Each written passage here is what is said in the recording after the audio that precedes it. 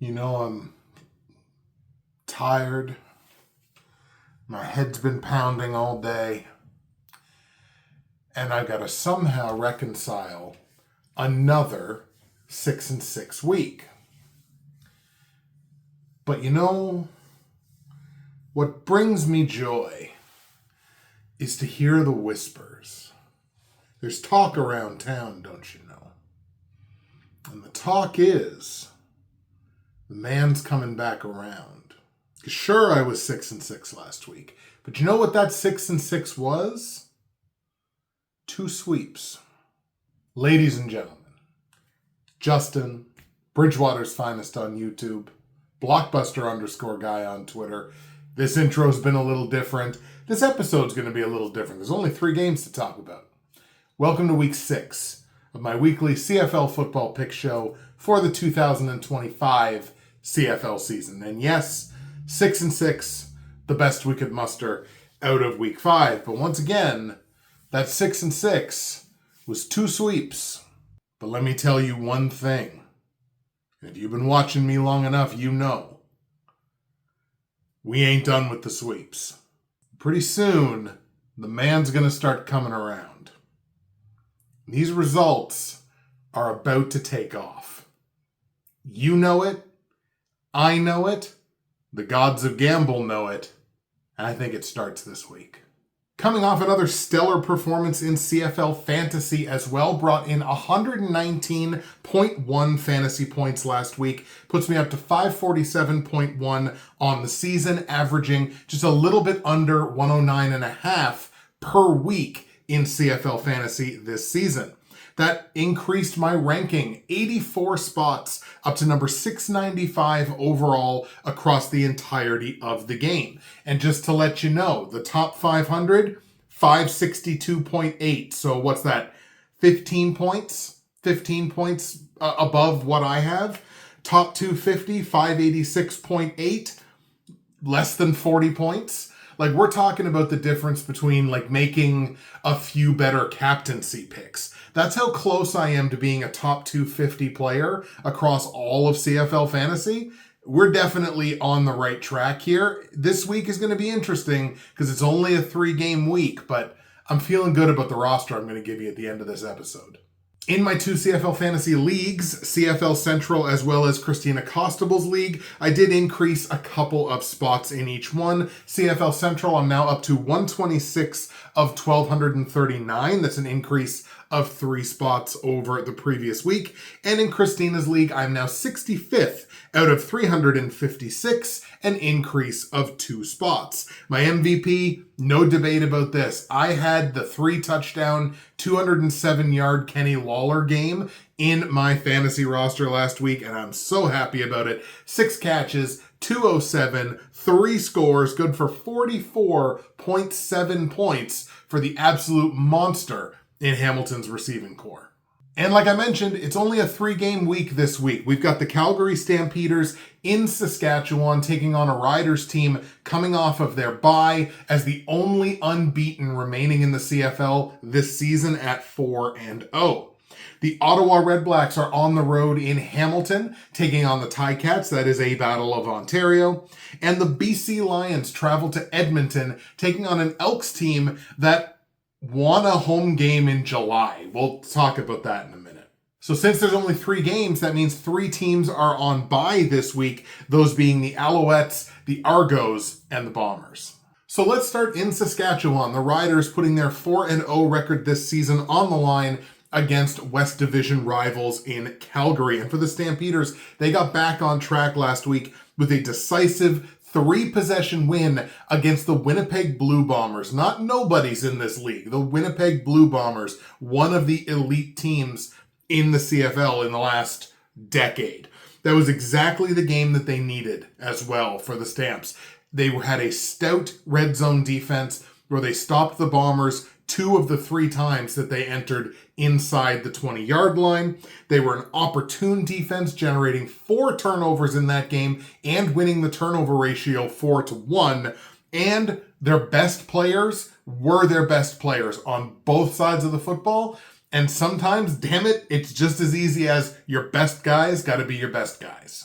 At this point in the season, the Stampeders may actually lay claim to the league's best defense. They're currently sporting an 18.1 measure in my defensive efficiency metric. They have the number one scoring defense in the CFL, allowing just over 20 points per game. Their secondary is elite across the board. They're also the least penalized team in the CFL, so they're not shooting themselves in the foot. The only area on the defensive side that I think I really need to see more from, they've only generated 3 quarterback sacks on the entire season. The pass rush definitely needs to get better, but as of right now, I think the Stampeders are no fluke. They're a legitimate contender. Speaking of legitimate contenders, the Riders come off their bye, again, as I said, as the CFL's lone unbeaten team, coming off of a 3-possession win over the BC Lions back in week 4. A big outing from AJ Ouellette, which we talked about a couple of weeks ago, 151 all-purpose yards and a rush touchdown for AJO, who is now the CFL's leading rusher with 347 yards in 4 games. I talked about how the Stamps are probably the best defense in the CFL. Look, the Riders are elite on both sides of the ball. Their margin of victory so far this season is +9, which is really interesting because 3 of their 4 wins have come in the final 3 minutes of the game. So I think there was one big blowout, which kind of skews the average margin of victory. Because again, 3 of their 4 wins have been close games right down to the wire. The Riders have the number 2 offensive efficiency and number 4 defensive efficiency in the CFL so far. Again, they do kind of continue to live as cardiac kids, which we know is not sustainable over the course of a whole season. I don't think there's anybody that expects the Riders to go undefeated this season. It looks like they're going to get Trevor Harris back this week. But this feels like as good a spot as any for me to grab an upset here. I'm going to take the Calgary Stampeders on the road in Saskatchewan to get the win over the Riders. Again, this is a pretty sizable, pretty substantial upset. But again, the Riders, a very good team, an elite team on both sides of the ball, and yet somehow their games, I don't know if it's the scoring just plays to the level of the opponent or what it is. 3 of those 4 games coming down to the final 3 minutes of the game to decide the outcome. One of these times they're going to get caught, and the Stamps are a good enough team to catch them. So I'm going to take them in this spot. Give me the Calgary Stampeders on the road to beat the Riders and hand them their first loss of the year. Against the spread, the Riders are laying -5 here at home. Now, the Riders have not only won every game this season, they've covered every game against the spread. Calgary has covered 3 of 4, and I did kind of bet against them to do so earlier in the season, and it did bite me in the butt. I like Calgary to win. Give me the +5 on the Stampeders. So I think either way, even if you want to hedge your bets here, I think +5 is probably the right way to go, despite that margin of victory for the Riders. Total in the game set at 53 points. Now, this is not the biggest total of the week, but this total has increased by 2.5 points since Monday when I first grabbed it. And Monday, I grabbed it at 50.5, and right now it's sitting at 53. So this number is getting bet up, up, up, up, up. And with 2 pretty good defenses here, I think I'm going to have to buy that and grab a really marginal under. This is a very, very good number. I think it's right around where this game is ultimately going to land. I think it just falls a point or 2 short of this. Give me an under, a sneaky under on this 53-point total between the Stamps and the Riders.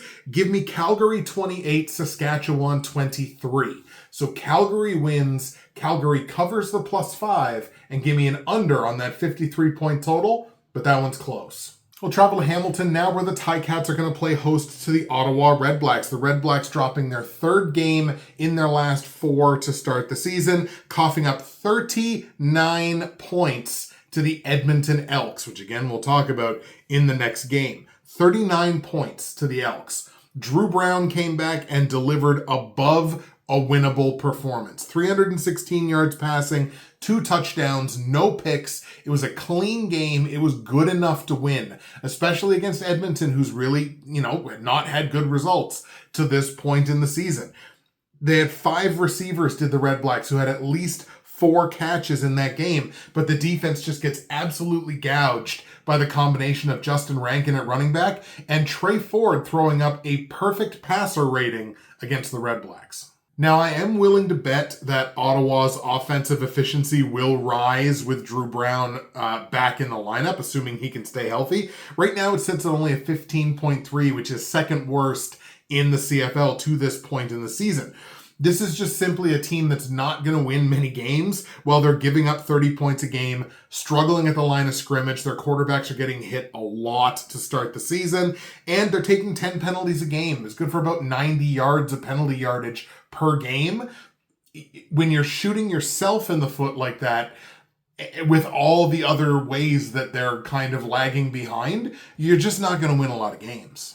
Meanwhile, the Ticats in Hamilton win their second straight, dropping 51 points on the Toronto Argos. That is 86 points on the board for the Ticats over their last 2 games. Bo Levi Mitchell balled out. 5 touchdown passes, crossed 40,000 career passing yards in that game. Again, 3 of those 5 touchdowns to Kenny Lawler, his massive 207-yard game. And the last 2 games, it's been the run defense that's really driven the bus on the defensive side, allowing only 83 yards rushing on 22 carries in their last 2 games. That unit is on fire, playing with confidence, and this was also back-to-back games for the Ticats with either a defensive or special teams touchdown. Hamilton is the truest and purest form of a glass cannon that I think I have ever seen. Number 1 in the league in offensive efficiency, number 1 in the league in scoring offense, number 8 in the league in defensive efficiency, and number 7 in the league in scoring defense. They score a ton of points. They allow a ton of points. They do have multiple good underlying metrics, which does give me some confidence with where this defensive unit might be going. Yeah, it's been a bad start to the season, but look, they're the number 4 run defense in the CFL, which is always a good thing. They're the number 2 unit in terms of defensive pass efficiency. So in terms of the efficiency they allow to opposing quarterbacks, they're actually number 2 in the CFL. So there's metrics in there to get excited about. And I think this Ticats unit might mercifully, because I feel like I've been calling for this for multiple years now, might be heading in the right direction, even if a lot of the numbers don't look pretty right now.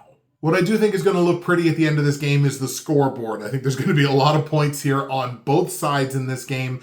Spoilers, we're taking the over here. I think this could easily be a game that pushes to 60 points. So I like the Ticats here. This is Ottawa's 6th straight game. They have not had a bye yet.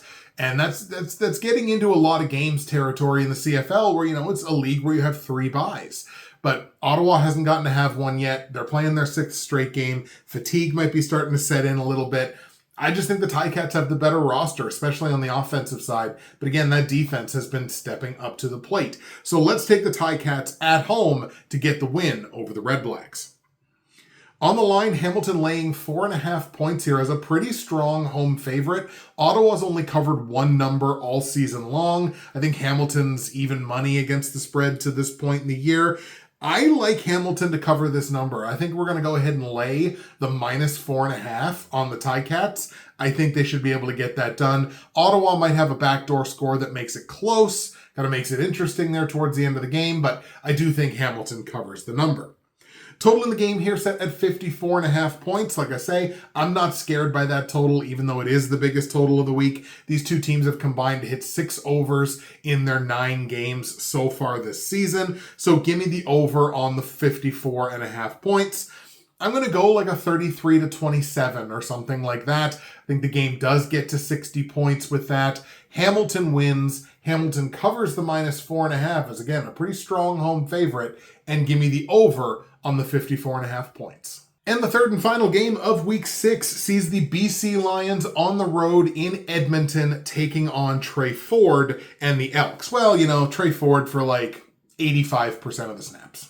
Last week, Nathan Rourke returns and the BC Lions walk off an injury-riddled Montreal Alouettes team after going down 7-0 early in the game. So they showed resistance. They went up against one of the better defenses in the CFL, again, despite missing some key pieces to injury. Nathan Rourke returns and is Nathan Rourke. 395 all-purpose yards in that game. Had a pass touchdown. He did throw an interception, but he had a rush touchdown and had a second rush touchdown called back on penalty, I believe. So could very easily have had 3 scores in that game. He accounted for all but 35 of the BC Lions' total yards in this game. They had 430 total yards. Nathan Rourke had 395 of them.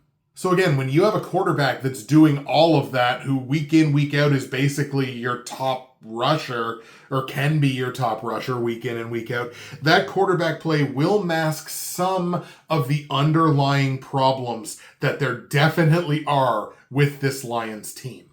This is a catastrophic run defense. There's no other way to describe them.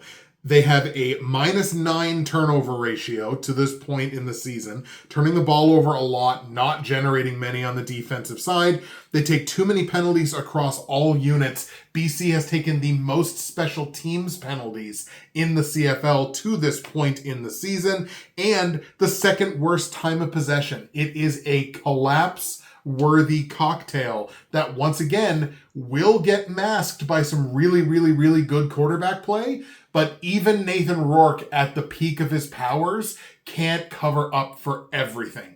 This team has a lot of problems. Ladies and gentlemen, say it with me. The Edmonton Elks won a home game in July. This is not a drill. Once again, Trey Ford, almost perfect in that game, did have a perfect passer rating, but completed 88% of his passes, 226 all-purpose yards, 2 pass touchdowns, no picks, and yet somehow is still just getting regularly rotated out for no apparent reason. I'm willing to possibly, say that this is due to, a young head coach who this is his first head coaching gig, and I just kind of feel like maybe he might be overthinking things a little bit. I mean, when your young quarterback who you drafted 8th overall is out there balling out, don't take him out of the game. Justin Rankin, shout out to Justin Rankin, 16 touches in that game last week, a $174 of all-purpose yards, had a rush touchdown and a receiving touchdown. Now, on the defensive side, I will never make the argument that the Elks are good. I will never make that argument. They are the worst total defense in the league. They are the worst scoring defense in the league up to this point in the season. But they are predictable. You kind of know what you're going to get, even if knowing what you're going to get is not great. But it does allow you to kind of know what you need to win. Does that make any sense? If I know my defense is probably going to give up 30 points, probably going to give up 400 yards, and I know that's going to happen pretty predictably, I can at least say, okay, so now I know I probably need 375 to 400 yards of my own. I know I'm probably going to need 33 points, maybe 35. I feel like it would help you game plan. Consider the alternative. If you're a team that you don't know whether your defense is going to give up 12 points or 40, and it feels like either one of them is a realistic possibility, if you're just kind of up and down, peaks and valleys, I mean, it's hard. You don't know what side is going to show up. I'm pretty sure the Elks know what defensive side is going to show up, even if it's not great. I do think that if the Elks hyper-focus on the run game, where they are number 1 in terms of yards per carry in the CFL so far this year, upsets are in play against virtually any team in the league. Do I think this Edmonton Elks team can beat what I consider the least efficient team in the entire league? I absolutely do. I'm taking the Edmonton Elks to upset the BC Lions in Edmonton. 2 straight home games in July? BC, another team that is playing their 6th game. Have not had a bye yet this season. Playing game number 6. Fatigue starts to set in for those players who have played every single week. Haven't had the bye yet, and BC doesn't get a bye, I don't think, for another couple of weeks. So that fatigue has got to be setting in here, and they know looking ahead, like, God, we still got a few games to go. I feel like this could be a trap game for them. I really do. On the line, Edmonton is taking +3. It was +4.5 when I got this number on Monday. So Elks money is definitely coming in terms of the betting side of things. Even though Edmonton's only covered one number against the spread so far this year, which was last week, I'm going to take the +3 here on the Elks and have them win the game outright. Total in the game set at 51 points. The Elks have hit 3 of 4 overs so far this season, so no reason to stop that now, I don't think. Give me the over on the 51-point total, and I'm going to go 28-26. The BC Lions walked off Montreal last week. They might get walked off this week. Maybe not as a field goal, but maybe a touchdown in the latter part of the game. And I think Edmonton comes from behind and gets this win over the Lions. So let's take Edmonton to win the game straight up. Take Edmonton +3 against the spread over the 51-point total. I feel like we've settled into a nice streak here with CFL Fantasy, but it is going to be a tough week this week. My Week 6 CFL Fantasy roster is right in front of your eyes right now. You're going to see some familiar faces on here from previous weeks. I'm going to roll with Bo Levi Mitchell here at quarterback, and I'm going to stack him with Kenny Lawler, the deadliest quarterback wide receiver stack in the CFL right now. Yes, it is expensive. It's like $28,800 or something like that. It's a big part of your cap, but boy, does that stack ever pay off. Actually spending down a little bit at running back this week. We're going to go with Justin Rankin, who is a $10K option here. He's going to be cheaper than the Dedrick Millses and the AJ Willettes. And if you want to play either of them, I don't begrudge you for that, but I had to save some money here somewhere. So Justin Rankin and Daniel Adeboboye in my roster for, I think, the second straight week. Again, he's like $6,800 or something like that. I think he is definitively the lead back in Ottawa, even though it is kind of a timeshare. But he's also a good receiver. I think there's a good chance he gets into double digits, and for that price, we'll go ahead and do that. My other wide receiver here is going to be Tevin Jones. Calgary's receiving core is kind of banged up right now. I don't know whether Barnes is playing this week, and if he's not, Tevin Jones is basically the deep threat. We're also going to grab Barry Hill III. He came back after a 2-game absence and I think had like 9 targets or something from Nathan Rourke. So clearly they're feeding him the football and he's a lower cost option in their receiving core. We're going to grab the Stamps on the defensive side. I only have them giving up 23 points in this game. Again, I think they're arguably the best defensive unit in the league. So let's go ahead and roll with them for 8,100. There you go, folks. Those are the picks and the plays for Week 6 in the CFL. We'll go over them here with you one more time. I've got the Calgary Stampeders upsetting the Saskatchewan Roughriders 28-23, taking +5 on the Calgary Stampeders in a game that stays under the 53-point total. I got the Hamilton Ticats beating the Ottawa REDBLACKS in Hamilton by a score of 33-27, laying the -4.5 on Hamilton and taking over on the 54.5-point total. And I got the Edmonton Elks upsetting the BC Lions in Edmonton 28-26, taking the +3 on the Elks and an over on the 51-point total. Ladies and gentlemen, thank you so much for sticking with me while I suffered through the episode this week with the headache. I'm going to go lay down now. That's it for me. Justin, Bridgewater's Finest on YouTube, Blockbuster_guy on Twitter, and let's project what's going to happen.